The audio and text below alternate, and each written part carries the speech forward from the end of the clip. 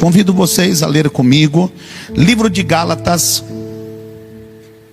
capítulo de número 5 do livro de Gálatas.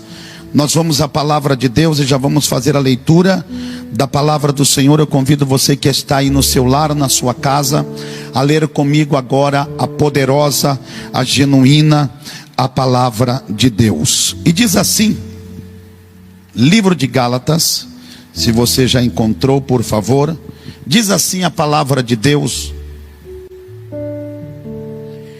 estais, pois, firmes na liberdade com que Cristo nos libertou, e não torneis a meter-vos debaixo do jugo da servidão.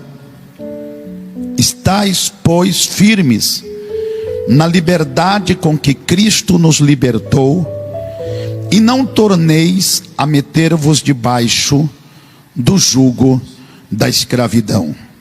Palavra de Deus. Maravilhoso Santo Pai, nós entregamos agora ao cuidado do Teu Espírito Santo, aquele que fala, aquele que prepara os corações como boa terra para ser semeada.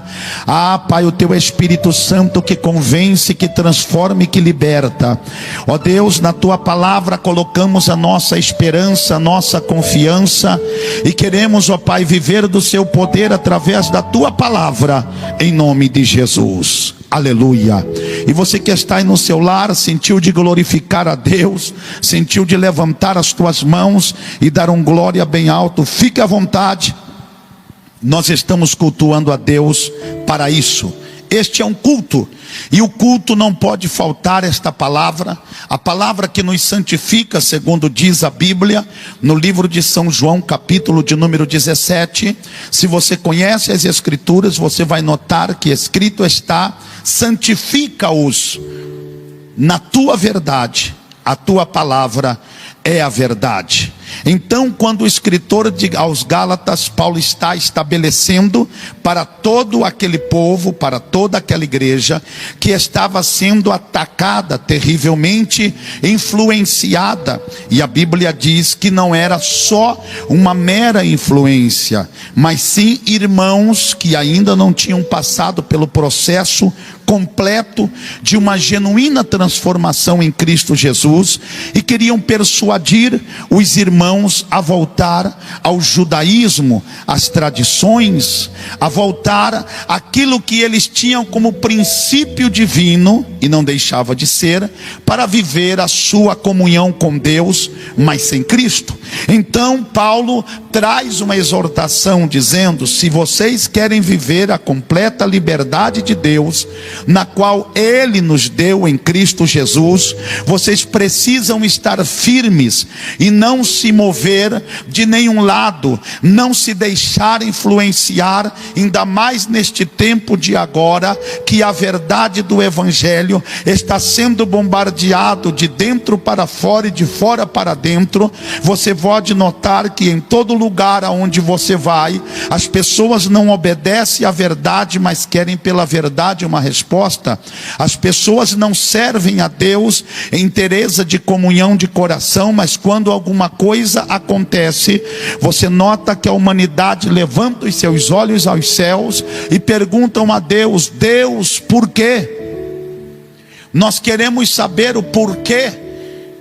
O porquê estamos vivendo isso, o porquê estamos passando por isso, e o porquê nos sobreveio este mal. Então é uma atitude mais do que natural, do homem natural, querer cobrar a Deus somente nos momentos em que lhe parece, e não ter a sua vida para Deus, e não guardar usando a sua vida para adorar a Deus, e não estar firme no Evangelho de Deus, porque para você usufruir de tudo que o Evangelho tem para você viver tudo que a promessa de Deus diz respeito a nós, a vós e a todos aqueles quanto o Senhor chamou, é necessário você entender que nós precisamos estar firmes. Mas firmes em quê, pastor? Firmes nas nossas tradições? Não, era a tradição daquele povo que estava levando a eles de novo ao velho rudimento. deixando a graça, abandonando a graça para ir à lei, deixando o salvífico evangelho de Cristo para se apegar de novo àquilo que havia sido dado a eles pelos pais, pelos costumes e pelas tradições. Firmes em quê? Se você quer vencer o bombardeio desta última hora, porque queira você reconhecer ou não, em meio a toda esta situação, estas chagas e mazelas, estas feridas que agora mais do que nunca está exposta na vida dos moradores da terra, todos cobram da igreja uma posição, todos cobram da igreja uma solução, todos cobram da igreja uma atitude, mesmo não estando na igreja, mesmo não servindo a Deus naquela comunhão, naquela congregação, eles cobram daquela congregação ou daquela comunhão uma resposta. Mas quando você está firme na palavra de Deus, a primeira coisa que acontece, você passa a viver uma vida de verdade e não de meias verdade. E quando Deus te dá o direito de você não somente conhecer a verdade do evangelho, mas está firme, a Bíblia diz no livro de São Mateus que para todas as casas virá ventos, tribulações, tempestades que vão chegar, mas a Bíblia nos revela que a casa que foi edificada na rocha, ou seja, na palavra, soprou-se os ventos, correram-se os rios, deram contra aquela casa, mas a Bíblia diz que esta casa não caiu. Mas não caiu por quê? Porque ela estava firme. Repita comigo, você que está em casa: firme. Esta casa estava firme. Firme no que? Na rocha que é Cristo, absoluta verdade. Estava firme em Cristo. Então é claro que toda ilusão, todo trabalhar, o atuar do inimigo sempre será para desequilibrar a sua confiança em Deus, a sua firmeza em Deus. Agora, se você está em Cristo, se você está em Deus, mantenha-se firme. Estai depois firmes nesta palavra que te libertou. Quem te libertou? Foi o teu conceito, foi as tuas vontades, foi o teu coração. Quem te tirou daquela vida de pecado, de mentira, de roubo, de violência, de engano, de prostituição? Foi a verdade de Deus que te tirou, foi o despertador da palavra que te levantou. Então é nesta palavra que você tem que estar firme, é nesta palavra que você deve se agarrar, é desta palavra, labai decanta labastéria, porque ela é o nosso escudo e broquel, disse o salmista no Salmo 91, com o qual nós podemos apagar todos os dardos inflamados, disse Paulo no livro de Efésios capítulo 6. É nesta palavra e com esta palavra que nós vamos ter uma excelente colheita na hora de nossa semeadura. É através desta palavra, estando firme nesta palavra, que o Senhor não deixará vacilar os nossos pés. É nesta palavra, esteja firme nesta palavra, porque é ela que te liberta. A Bíblia diz no livro de São João, capítulo de número 8: e conhecereis a verdade, e a verdade vos libertará. E uma vez sendo transformado pela verdade, com a palavra da verdade, como você vai se submeter de novo a uma prisão, a um jugo, se você já experimentou a salvação? Você quer estar firme nesta liberdade, nesta comunhão? Porque Deus nos chamou para esta liberdade. Liberdade de culto, liberdade de adoração, liberdade de glorificação. O Senhor não te chamou quando Ele levantou o seu povo, que estava nomeado como a igreja que caminhava com Moisés desde o Egito até o deserto. Deus não levantou um povo debilitado, Deus não levantou um povo que estava desanimado, mas Deus deu uma promessa, uma palavra. A Bíblia diz que ainda que todo Israel questionou os métodos de Deus, os projetos de Deus, a Bíblia Bíblia diz que Caleb e Josué se levantou e glorificou ao Senhor e disse: vamos crer na palavra de poder, porque assim como Deus falou, assim se fará. Se Ele disse que a terra vai ser nossa, nós vamos habitar. Se Ele disse que nós vamos adentrar este manancial, ele é nosso por herança, porque quem está nos dando não são os homens que habitam na terra, é o Deus que criou os céus e a terra. Nós vamos pela palavra. Então, se nós queremos estar e desfrutar desta liberdade, não adianta você ficar lutando todos os dias, batalhando a mesma guerra, para que não seja preso pelo medo. Pastor, eu estou numa guerra, eu estou aqui batalhando contra o pecado, contra as obras do diabo, eu não sei como proceder, porque vai chegar um momento que eu vou perder as minhas forças. E aí, pastor, como eu vou continuar? Eu digo para você: estai depois firmes nesta palavra. Ela te libertou, ela te transformou, e esta palavra é suficiente para te alimentar, seja em meio à pandemia, seja em meio à guerra, seja em meio à imposição ou à oposição, seja o que for que queira vir contra você, tens tu o direito de permanecer firme nesta palavra. Agora, quando nós estabelecemos a nossa firmeza nas nossas capacidades, em nossos feitos e proezas, quando nós estabelecemos a nossa firmeza naquilo que temos, naquilo que conquistamos, ou até naquelas vidas que são propostas para nós, nós estamos correndo risco de se deixar prender. E se você foi livre, e eu estou falando de uma libertação espiritual, corpo, alma e mente, então você não tem que temer o que possa te fazer o homem. Você não tem mais que temer o que possa te fazer o inimigo. Você é livre para viver não segundo o seu prazer, não segundo a sua vontade. E é aqui que muitos decaem da sua firmeza espiritual. Pessoas que estavam firmes com Deus, firmes na oração, firmes na devoção, firmes na comunhão do corpo de Cristo com a igreja, estavam firmes. Porém, eles começaram a vacilar, e ao invés de alimentar a sua mente, o seu coração, a sua alma com a revelação da palavra de Deus, eles começaram a ouvir vozes, a ouvir ventos de doutrinas, porque a Bíblia diz que o mundo seria invadido por tempestades doutrinárias. A Bíblia diz que nos últimos dias soprariam vozes que viriam das profundidades, livro de Apocalipse, para falar e operar até prodígios e maravilhas. A Bíblia diz que o mundo seria assolado e açoitado por conselhos daqueles que dizem ser, mas não levando em sua própria vida as marcas de Cristo para o representar.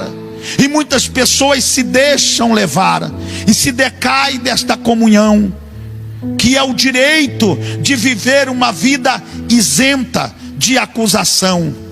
Porque a melhor dádiva que Deus nos concedeu, segundo o seu poder libertador, foi a liberdade de ter uma consciência limpa, uma consciência não só tranquila, mas debaixo da paz.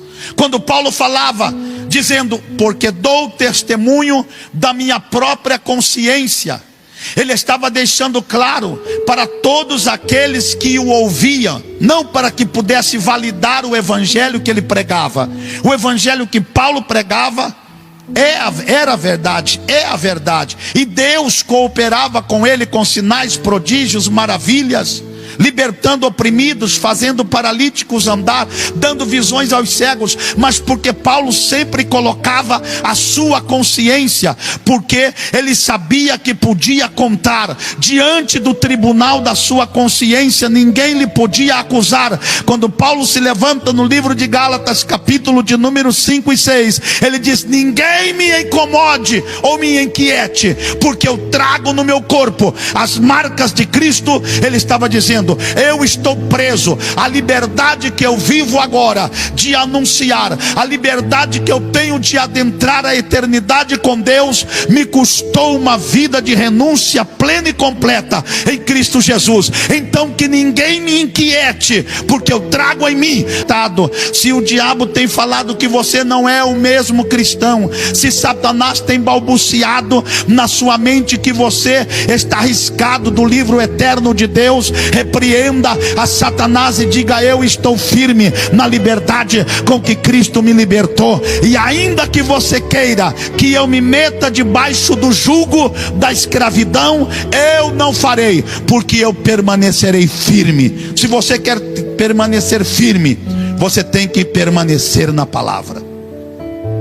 Segundo, se eu quero permanecer firme em Cristo e não vacilar, eu tenho que entender que esta palavra, ela me dará maturidade.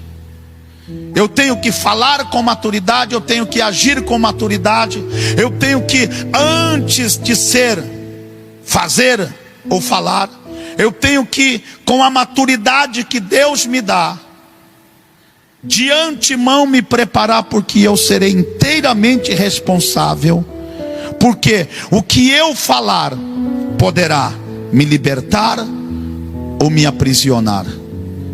O que você pronuncia pode te ajudar ou te prejudicar.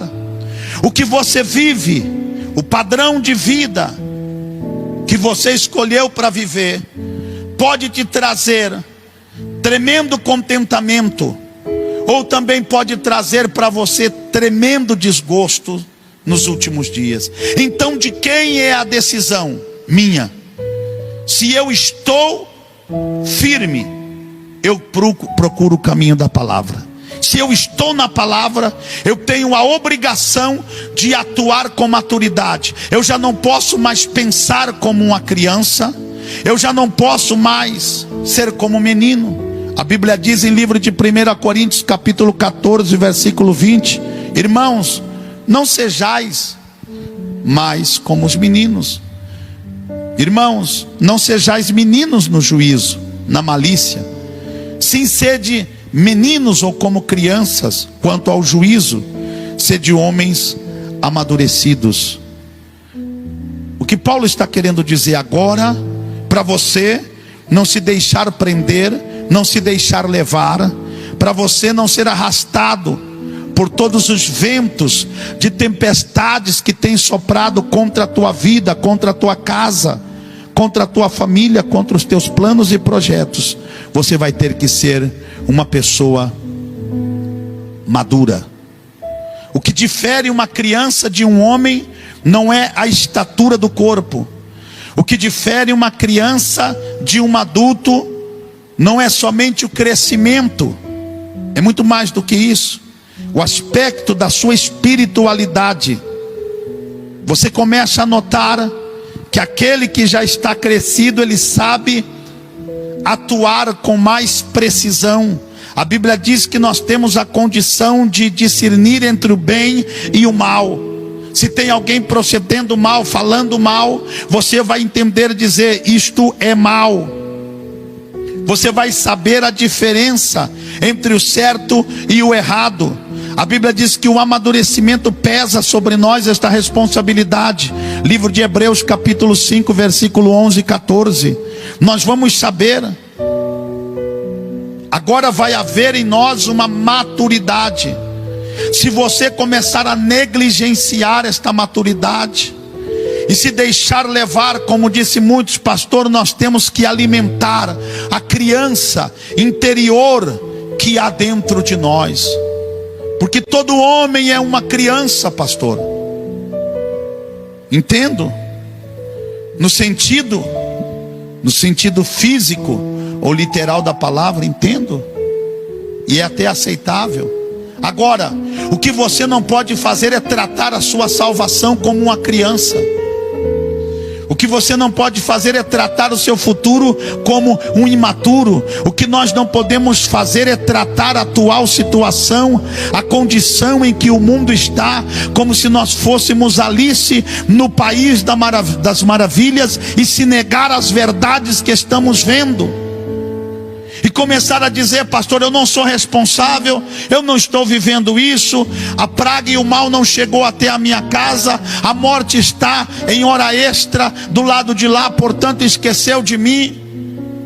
Isso seria uma infantilidade espiritual da nossa parte, porque todas as pessoas que estão firmes na liberdade com que Cristo os libertou, eles estão na palavra, perseveram na palavra, e eles dão a conhecer através da sua maturidade, do seu viver, das suas escolhas e das suas opções. Se você não quer se deixar prender pelo ódio, se você não quer se deixar levar pelos males que estão aí à porta da tua casa, como disse Deus a Caim, aí está, o mal está nas portas do seu coração. E se você não tomar a decisão, Caim, de o resistir, o teu desejo será para ele. Você não vai conseguir vencer o pecado, você não vai conseguir vencer o medo, você não vai conseguir vencer a angústia, você não vai ter equilíbrio e maturidade. E o que faz Caim? A Bíblia diz que exatamente o que Deus falou, lhe atropelou como se fosse um trem. Deus disse para ele exatamente o que poderia acontecer, e aconteceu. Porque não porque Deus não o queria livrar. Desde o momento que Deus visitou a Caim, ele visitou-o para perdoar. Deus não queria Caim ao longe. Tanto é que a Bíblia diz que ele foi habitar ao norte do jardim, depois que ele cometeu aquele terrível ato contra Abel, seu irmão, o matando.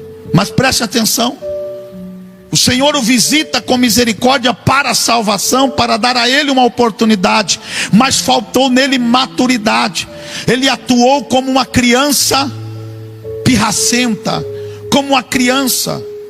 E nós estamos vendo as pessoas fazendo o mesmo nos dias de hoje, se encolerizando contra Deus. Cadê Deus, pastor?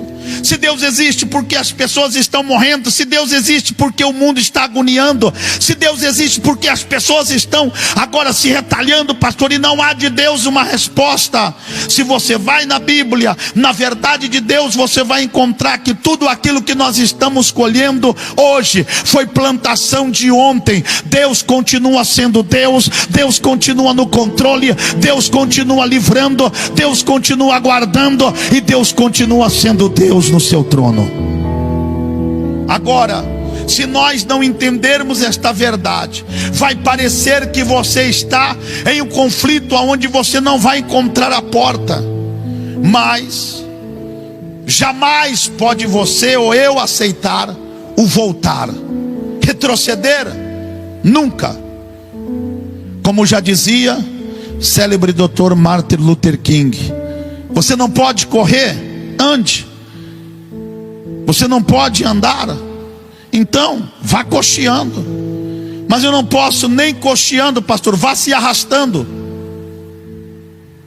Mas não, nem 1 milímetro, nem 1 centímetro, não retroceda na sua fé, não retroceda no que você prometeu a Deus em viver na sua presença. Porque se nós quisermos continuar livres em Cristo Jesus, nós temos que aprender a andar em amor.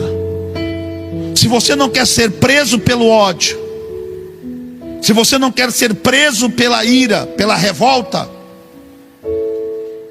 e até a revolta contra o próprio Deus,